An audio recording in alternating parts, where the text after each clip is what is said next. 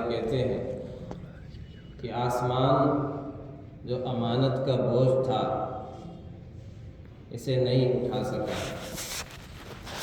لہذا یہ ذمہ داری مجھ دیوانے کے سر پر سونپی گئی۔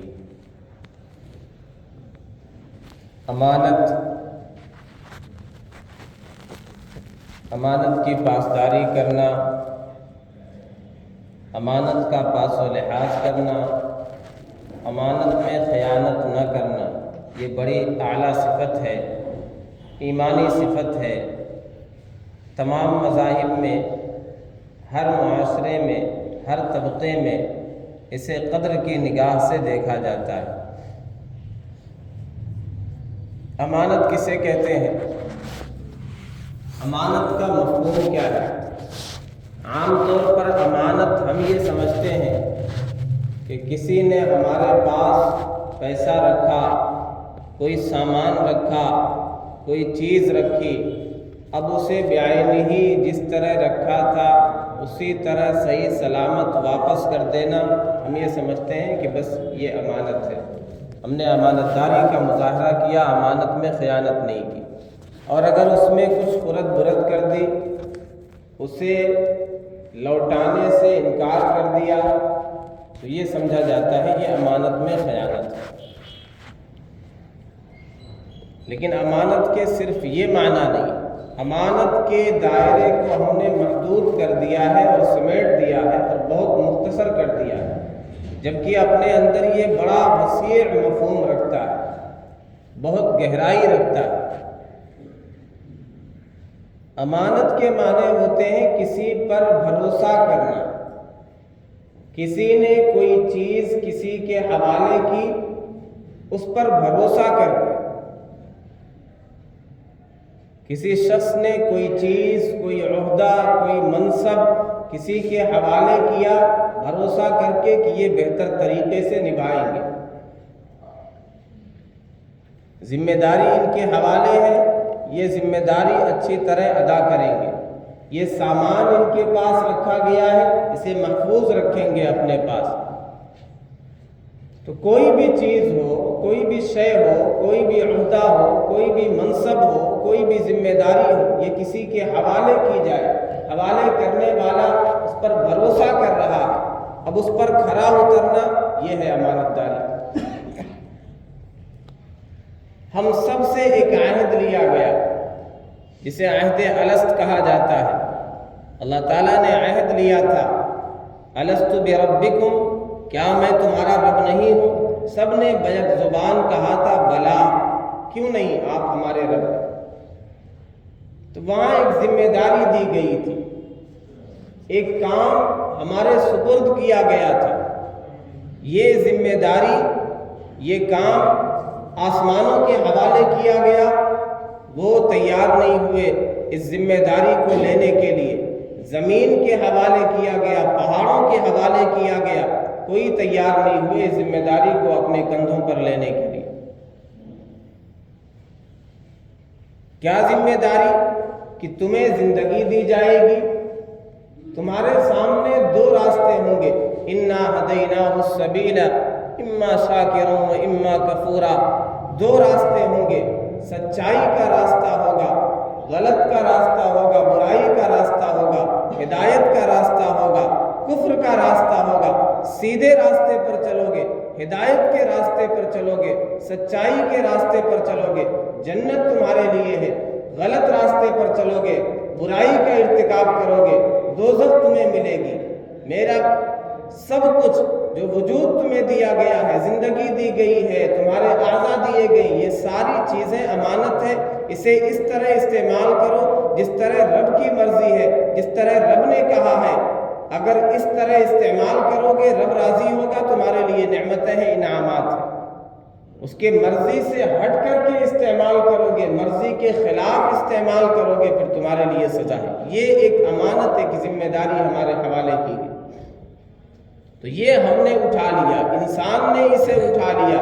انا عرضنا الامانۃ علی السماوات والارض والجبال، ہم نے اس امانت کو پیش کیا تھا آسمانوں پر، زمین پر، پہاڑ پر، فَأَبَيْنَ أَن يَحْمِلْنَهَا، سب نے انکار کر دیا اسے اٹھانے سے، وَأَشْفَقْنَ مِنْهَا، اس سے ڈر گئے، وَحَمَلَهَا الْإِنسان، انسان نے اسے اٹھا لیا، إِنَّهُ كَانَ ظَلُومًا جَهُولًا، یہ ظالم ہے، ناواقف ہے، اسے پتہ نہیں کتنی بڑی امانت اپنے کندھوں پر اس نے رکھی ہے، کیسی عظیم امانت کا بوجھ اس نے اپنے ذمے لے لیا۔ تو قرائے فال بنا میں من دیوانہ سند، یہ مجھ دیوانے کے حصے میں آیا۔ اب ہماری ساری زندگی، سارا وجود، سارے اعضاء، یہ اللہ کی امانت ہے، اسے رب کی مرضی کے مطابق استعمال کرنا۔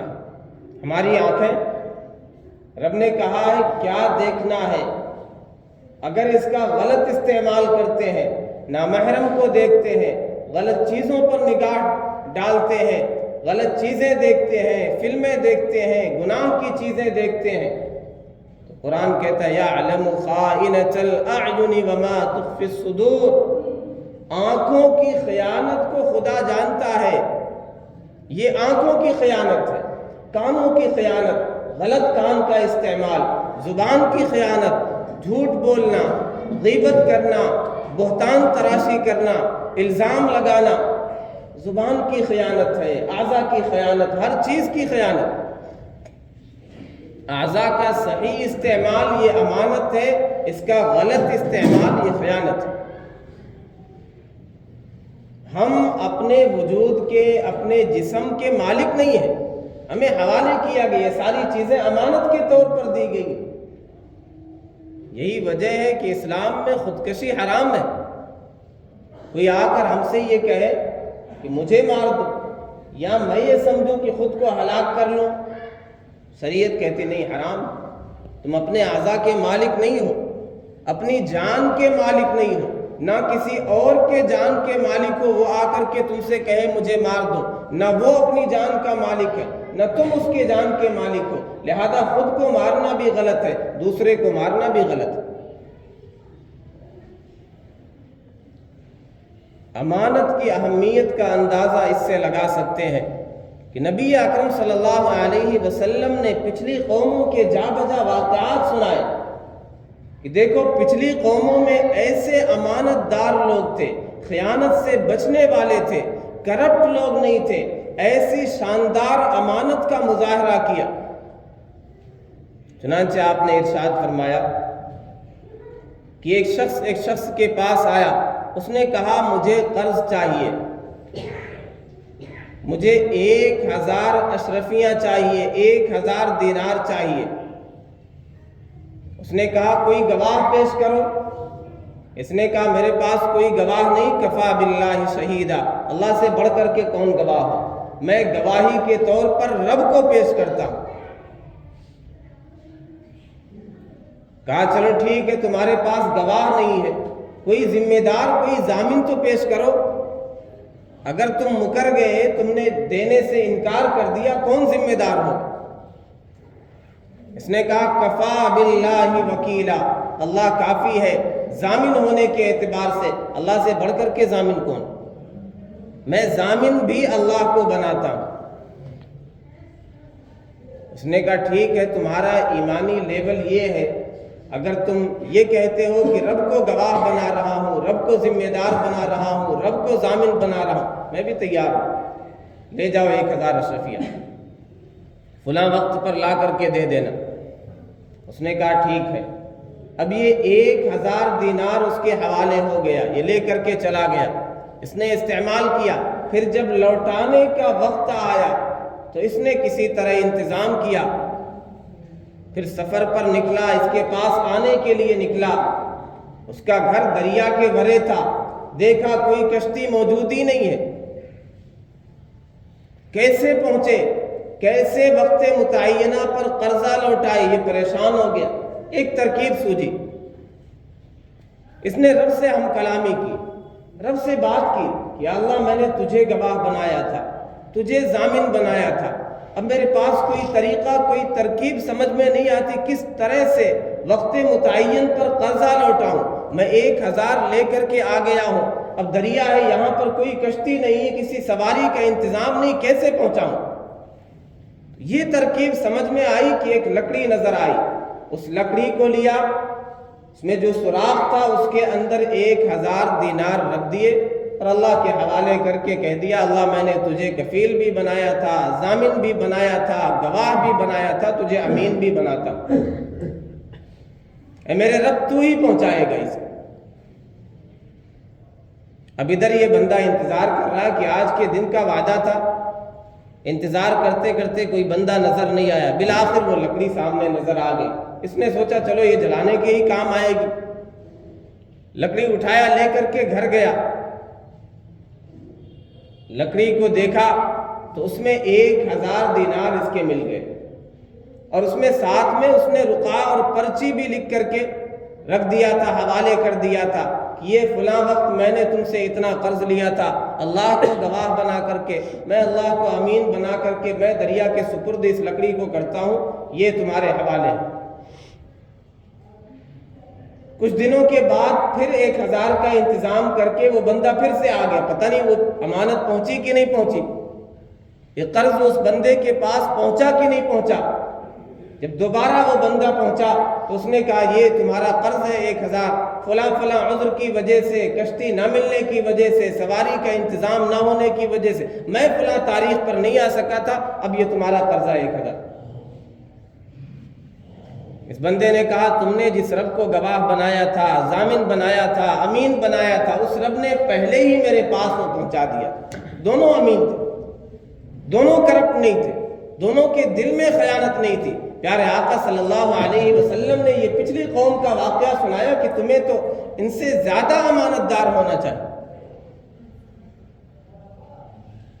اسی طرح ایک اور واقعہ روایت میں آتا ہے، حدیث میں آتا ہے کہ ایک شخص نے ایک زمین بیچی اپنی، یہ حدیث سنا رہا ہوں میں، اس سے کہانیاں نہیں سے، چونکہ یہ بھی ایک امانت ہے۔ یہ جو منبر حوالے ہوتا ہے، یہ مقام، یہ منصب جو حوالے ہوتا ہے علماء کے، خطبہ کے، ان کی ذمہ داری ہے قرآن و حدیث کی باتیں سنائی جائے، اللہ رسول کا عشق ان کے دلوں میں پیدا کیا جائے۔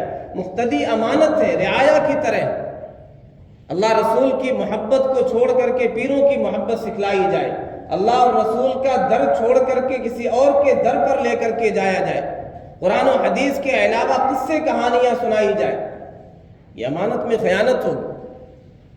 نبی اکرم صلی اللہ علیہ وسلم نے ایک اور واقعہ بتلایا، اور صحیح حدیث ہے کہ ایک شخص نے ایک زمین خریدی ایک بندے سے، اب جب کاشتکاری کرنے کا موقع آیا، اس نے جب کھیت جوتنا شروع کیا، ہل چلانا شروع کیا، تو اس میں سے ایک مشکیزہ نکل کر کے آیا، ایک ہانڈی نکل کر کے آئی جو سونے سے بھری ہوئی، زیورات سے بھری ہوئی۔ دل پاک صاف تھا، خائن نہیں تھا، کرپٹ نہیں تھا، امانت دار تھا۔ اس نے کہا اس بندے نے تو مجھ سے کھیت بیچا ہے، زمین بیچی ہے، اسے نہیں پتا ہوگا اس میں یہ سونا ہے، زیورات ہے، اس نے یہ تو نہیں بیچا ہے۔ لہذا مالک کے پاس لے کر کے پہنچ گیا کہ تم نے مجھ سے زمین بیچی تھی، کھیت بیچا تھا، یہ سونا اور زیورات تم نے نہیں فروخت کیے تھے، یہ تمہارا ہے، میں اسے نہیں لے سکتا، میرے لیے جائز نہیں، میرے لیے حلال نہیں۔ پہلے مالک نے کہا کہ میں نے تم سے جب زمین بیچی تھی میں نے یہ تو نہیں کہا تھا اس میں سے جو چیزیں نکلیں گی وہ میری ہوں گی، صرف زمین تمہاری ہوگی، میں نے کوئی استثناء نہیں کیا تھا، میں نے جب زمین بیچ دی ہے تو اس میں جو کچھ ملا وہ سب تمہارا ہو گیا، لہذا میں نہیں لے سکتا، میرے لیے حلال نہیں۔ اب یہ بندہ کہہ رہا میرے لیے جائز نہیں ہے، ادھر سے یہ کہہ رہا میرے لیے جائز نہیں۔ اب یہ ایک تنازع ہو گیا، اختلاف ہو گیا، اب کیا کیا جائے، کیسے حل ہو؟ دارالقضاء میں مسئلہ پہنچ گیا، قاضی نے یہ فیصلہ کیا کہ اچھا بتاؤ تمہارے اولاد ہیں، ایک نے کہا میرے ایک لڑکا ہے، دوسرے نے کہا میری ایک لڑکی ہے۔ قاضی نے فیصلہ کیا کہ یہ پیسہ، یہ زیور ان دونوں کی شادی پر خرچ کر دیا جائے، مہر پر خرچ کر دیا جائے، ولیمے پر خرچ کر دیا جائے، ان دونوں پر سارا پیسہ خرچ کر دیا جائے، ان کی شادی پر خرچ کر دیا جائے، جو بچے اللہ کی راہ میں صدقہ کر دیا جائے۔ اس طرح فیصلہ، یہ ایسے امانت دار لوگ تھے، یعنی سونا ملا ہے۔ اب تو یہ بلا وجہ کہ ایک ایک سے ڈھکوسلے بازی کی جاتی، فلاں گھر میں نکلے گا، اس میں یہ کیا جائے، پتہ نہیں کیا کیا حرکتیں کی جاتی ہیں۔ ڈھونگی بابا بھی چلتے ہیں گھروں سے نکالنے کے لیے، پیسے بھی لوٹتے ہیں۔ یہاں نکل گیا، سب کچھ مل گیا، کوئی لینے کے لیے تیار نہیں۔ اللہ کا خوف ہے، اس درجے امانت کا پاس و لحاظ ہے۔ ایسے امانت دار ہیں کہ سونا اور زیورات سے لدا پدا یہ ہنڈی یہ لینے کے لیے تیار ہے۔ تو رحمت دو عالم صلی اللہ علیہ وسلم نے یہ حدیث ہم تک پہنچائی، یہ واقعات بتلائے، پچھلی قوموں کا تذکرہ کیا۔ میرے امتیوں، میرے ماننے والوں، میری محبت کا دم بھرنے والوں، یہ تو پچھلی قوم کے لوگ تھے، پچھلے انبیاء کے ماننے والے تھے، ان پر ایمان رکھنے والے تھے۔ تمہارا تعلق مجھ سے ہے، کونین کے سردار سے ہے، دو جہاں کے تاجدار سے ہے، جنہیں کہا ہی جاتا ہے صادق الامین۔ تمہاری صداقت، تمہاری امانت تو اس سے بڑھ کر کے ہونی چاہیے۔ تمہارے نبی تو وہ ہیں کہ نبوت کے اعلان سے پہلے ابھی دنیا جانتی نہیں ہے کہ آپ نبی ہونے والے ہیں، رسول ہونے والے ہیں۔ کفار مکہ کو ابھی نہیں پتا ہے، پھر بھی پیارے آقا صلی اللہ علیہ وسلم کی جب تعریف کرتے ہیں، آپ کے کمال کی تعریف کرتے ہیں، آپ کے جمال کی تعریف کرتے ہیں، آپ کے منموہنی صورت کی تعریف کرتے ہیں، تو آپ کو یہ بھی کہتے ہیں آپ سچے بڑے ہیں، آپ امانت دار بہت ہیں، آپ ٹرسٹ وردی ہیں۔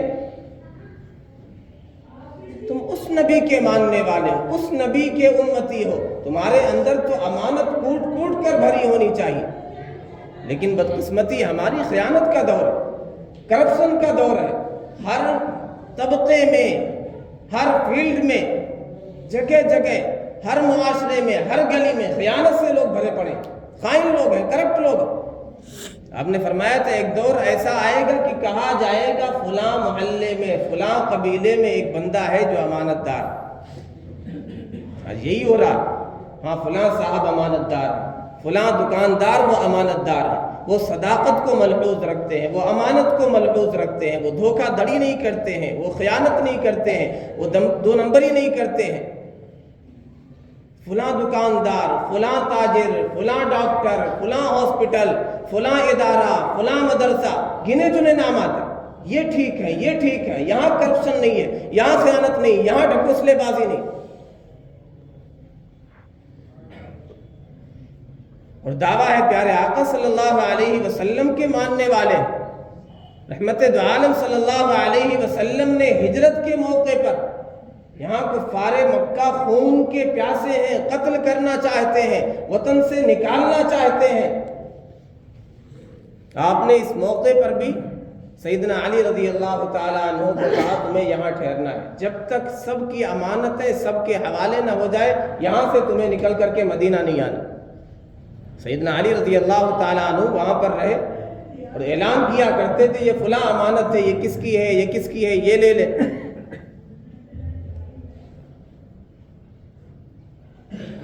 ہمارے معاشرے میں ماحول کیا ہے، فتوے بازی بہت ہوتی ہے اور سمجھا جاتا ہم فلاں مسلک کے ہیں، ہم جنتی ہیں، ہم جنت کے ٹھیکیدار ہیں، فلاں مشرک ہے، فلاں بدعتی ہے، فلاں گستاخ رسول ہے۔ فتوے کا بازار گرم ہے،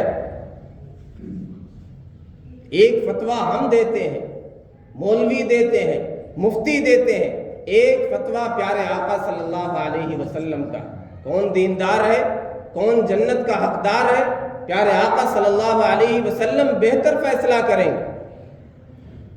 سیدنا انس رضی اللہ تعالیٰ عنہ فرماتے ہیں قلما خطبنا رسول اللہ صلی اللہ علیہ وسلم الا قال لا ایمان لمن لا امانت له ولا دین لمن لا عہد له۔ بہت کم ایسا ہوا کہ آپ نے خطبہ دیا اور یہ نہ ارشاد فرمایا کیا لا ایمان لمن لا امانت له، جس کے اندر امانت نہیں ہے، امانت کا پاس و لحاظ نہیں ہے، جو امانت میں خیانت کرتا ہے، میں محمد عربی یہ کہتا ہوں کہ اس کا ایمان ہی نہیں۔ یہ اکثر خطبے میں آپ یہ فتویٰ دیا کرتے تھے، یہ پیغام جاری کیا کرتے تھے، یہ میسج کنوے کیا کرتے تھے کہ دیکھو جس کے اندر امانت داری نہیں ہے وہ کسی بھی مسلک کو، کسی بھی مذہب کو فالو کر لے، ایمان ہے ہی نہیں اس کے اندر۔ وَلَا دِينَ لِمَن لَا عَهْدَ لَهُ، جو عہد کی پاسداری نہیں کرتا ہے، جو وعدہ خلافی کرتا ہے، وعدے توڑتا ہے، عہد کر کے توڑتا ہے، اس کا دین کوئی نہیں، یہ دیندار نہیں ہے، یہ بے ایمان ہے، بے دین ہے۔ یہ رحمت دو عالم صلی اللہ علیہ وسلم یہ فتویٰ دے رہے ہیں، پھر کیا ہے؟ یعنی اس کی سزا کتنی سنگین ہے، کتنا بڑا جرم ہے، انجام کیا ہوتا ہے۔ ہم جو سمجھتے ہیں کہ ہمارے حوالے جو چیز کی گئی ہے، جو عہدہ کیا گیا ہے، جو ذمہ داری کی گئی ہے، جو کاروبار ہم کرتے ہیں، جس طرح چاہیں کریں، بددیانتی کریں، خیانت کریں، کرپشن کریں، بہت معمولی بات سمجھتے ہیں۔ پیارے آقا تو فرما رہے کہ ایمان ہی نہیں ایسے بندے کے اندر، ایمان اور امانت دونوں ملی جلی چیز ہے، ایک ہی جیسی چیز ہے۔ تو جب ایمان نہیں پھر کیا بچا؟ پھر آپ نے ارشاد فرمایا، صحیح بخاری کی روایت، اربع من کن فیہ کان منافقا خالصا، 4 چیزیں جس کے اندر ہوں گی وہ اسپیشل منافق ہے، پکا منافق، اس کے نفاق میں کوئی شک نہیں ہے۔ اذا حدث کذبا، باتیں کرے جھوٹ بولے، وَإِذَا اؤْتُمِنَ خَانَ، جب امانت رکھی جائے تو امانت میں خیانت کرے، وَإِذَا عَاهَدَ غَدَرَ، وعدہ کرے تو وعدہ خلافی کرے، وَإِذَا خَاصَمَ فَجَرَ، جب لڑائی جھگڑا ہو تو گالی گلوز پر اتر آئے۔ یہ پکا منافق ہے۔ اور آپ نے فرمایا اگر کسی کے اندر اس میں سے کوئی ایک خصلت ہوگی تو نفاق کی ایک خصلت ہوگی، اور 4 خصلتیں ہیں تو پکا منافق۔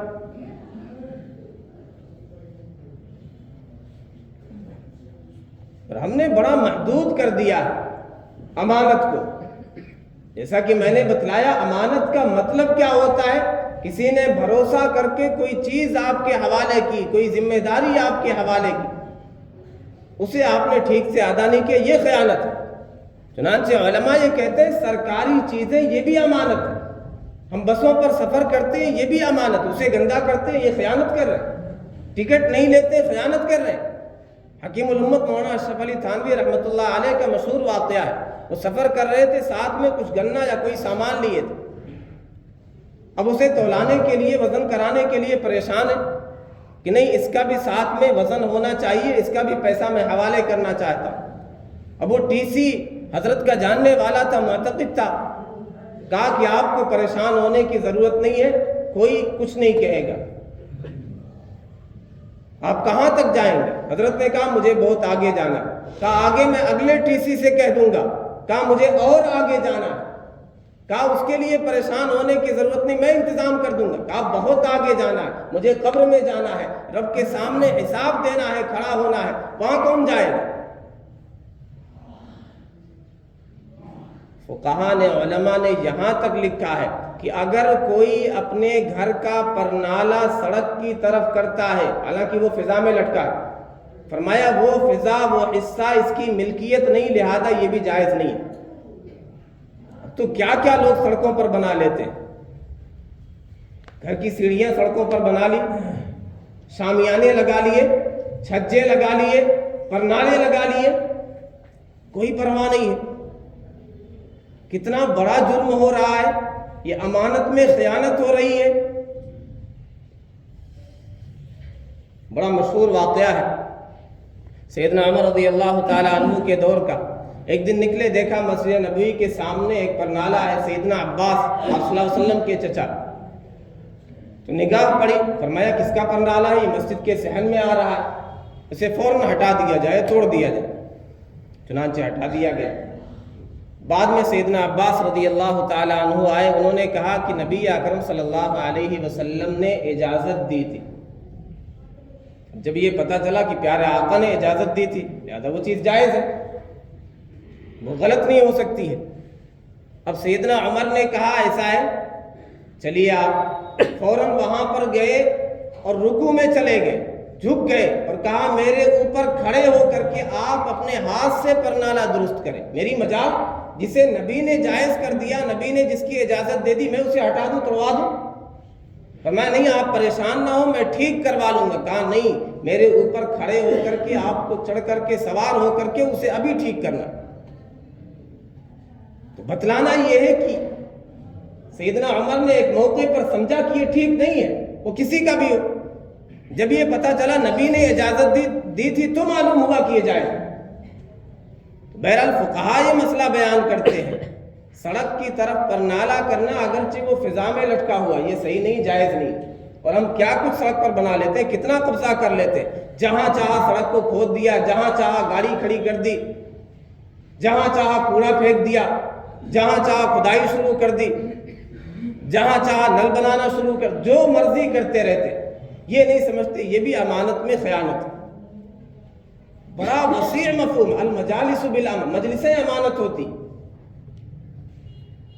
لوگ بڑا کمال سمجھتے ہیں کہ فلاں بات ہمیں معلوم ہوگی، فلاں کا فلاں راز معلوم ہو، یہ امانت میں خیانت ہے۔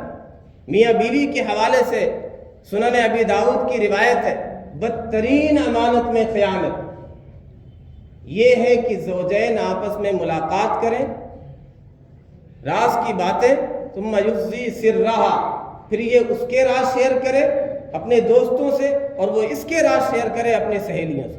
آپ نے فرمایا یہ بدترین امانت میں خیانت۔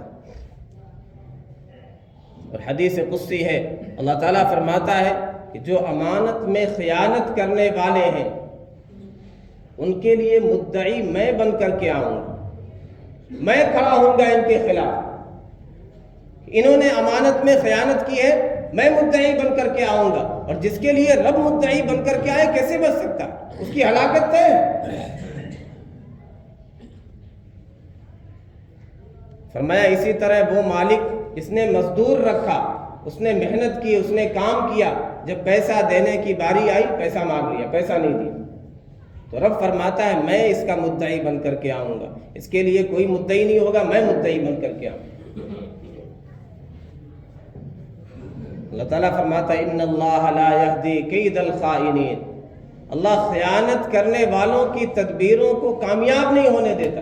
ان اللہ لا یحب الخائنین، اللہ خیانت کرنے والوں کو پسند نہیں کرتا۔ کتنی خیانت بازاروں میں، کتنی خیانت ہے، کتنا کرپشن ہے، کیسے کیسے چیزیں بیچی جاتی ہیں۔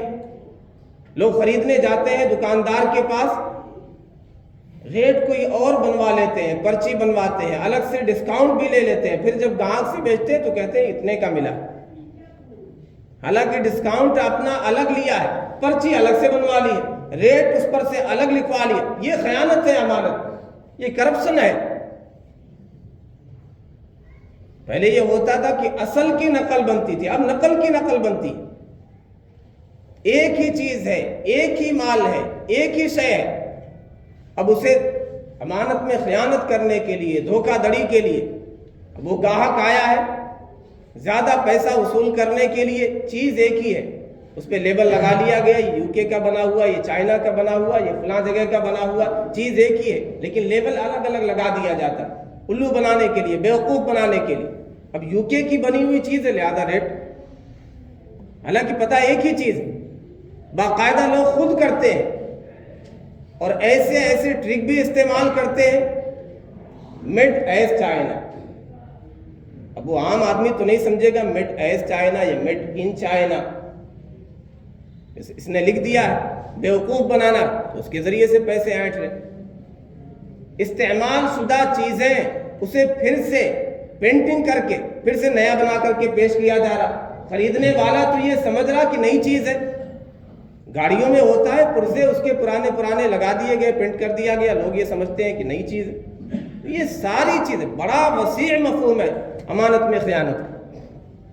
یہودیوں کی صفت ہے، یہ منافقوں کی صفت ہے، یہ اللہ کو ناراض کرنے والا عمل ہے، پیارے آقا صلی اللہ علیہ وسلم کو ناراض کرنے والا عمل ہے۔ اور پیارے آقا نے فرمایا بس یہ حدیث یاد رکھیں، لا ایمان لمن لا امانت لہ، جب یہ پیش نظر ہوگی کہ نبی کا، ہمارے نبی کا یہ فتویٰ ہے کہ جس کی امانت نہیں ہے اس کا ایمان نہیں، لہذا کبھی امانت میں خیانت کرنے کی ہمت نہیں کر سکیں گے۔